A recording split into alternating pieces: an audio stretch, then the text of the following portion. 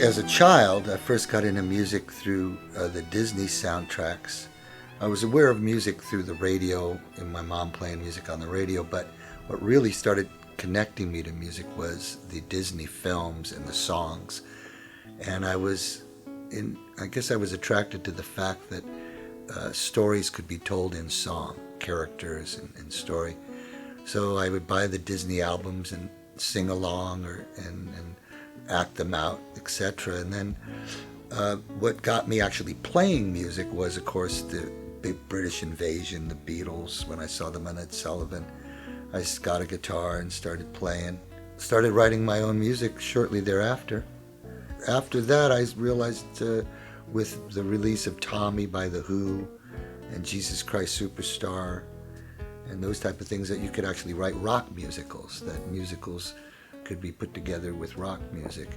And so I started writing my own little musicals. The first thing I wrote was a thing called Muse's Fantasy, and that was inspired by the Renaissance Fair. So I wrote a little Renaissance musical, and then I started writing music with a vampire theme right out of high school, and because I was always into vampires.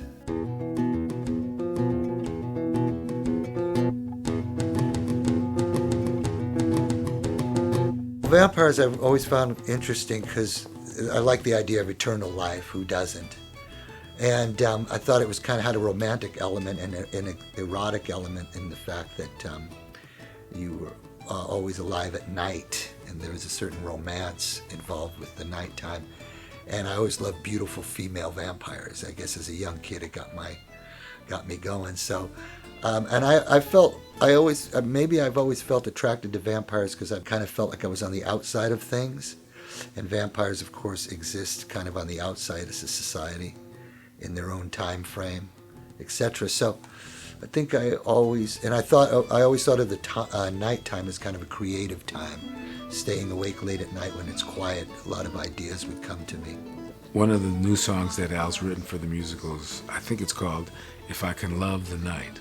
And that lyric seems so powerful to me, the idea of a vampire whose most important functions in life takes place at night would actually love the night.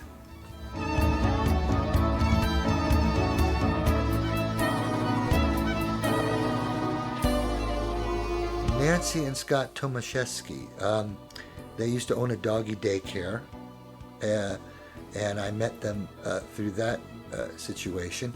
And Nancy had written a vampire story set in ancient Egypt, which I thought was really cool. It really evoked that time, etc. So I thought, well, I bet you she could do something with the gypsy, starting out in the past. And I approached her and I said, I have a couple songs here and a general idea of a theme. Would you like to get together and start working on a script with me? We came up with Roseblood, which is the story of Robert and Medina meeting in the past, and then Robert gets killed by bandits who are hired by her father because he doesn't like her getting involved with mortals, or he doesn't want to turn any more vampires have any more vampires in the group. He's kind of a protective father, and also he resents the fact that she's playing the violin because that's what keeps her human. That keeps the human side of her alive. So when Robert is attracted to that, all the warning signals go up in the father, and he decides to get rid of Robert. And unfortunately, they come together again in a later time through music.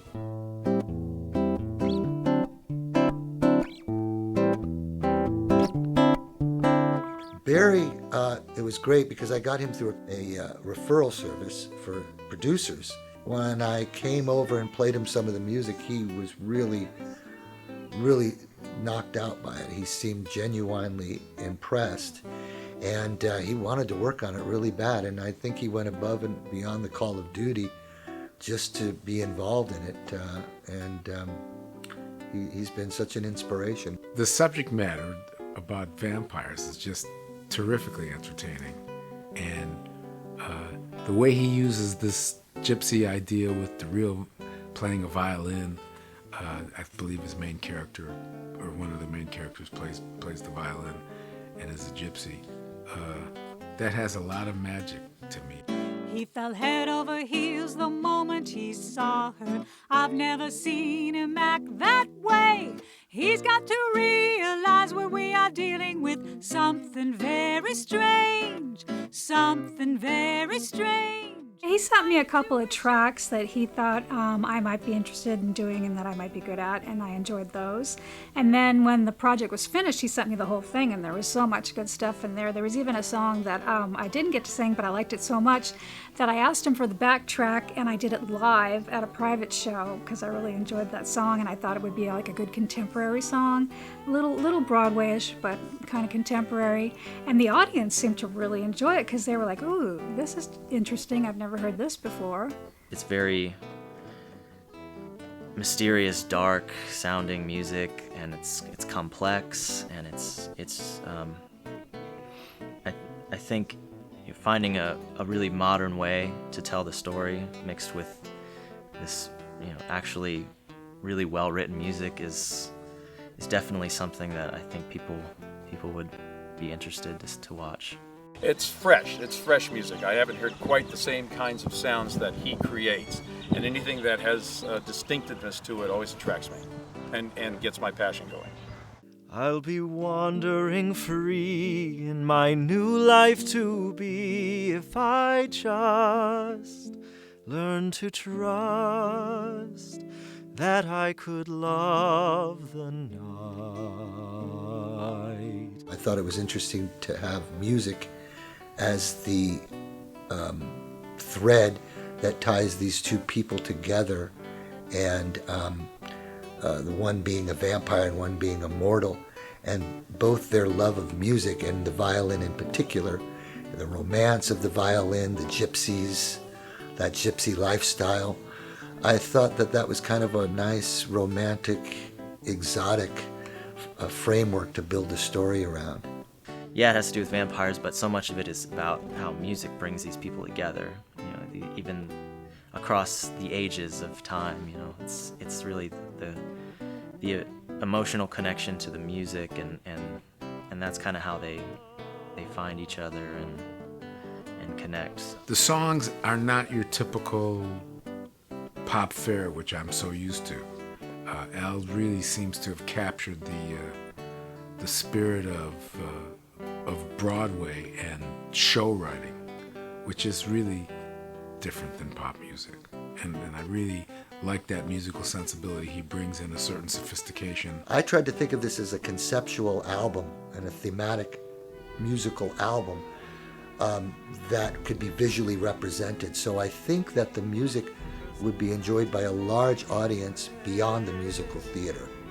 And it would appeal to people that like vampires, it would appeal to people like goth, it would appeal to people like musical theater, it would appeal to people that like Latin music, it would appeal to people that like classical rock. It has so many elements rolled into it that I think it would have an extensive audience and a long-lived lifetime.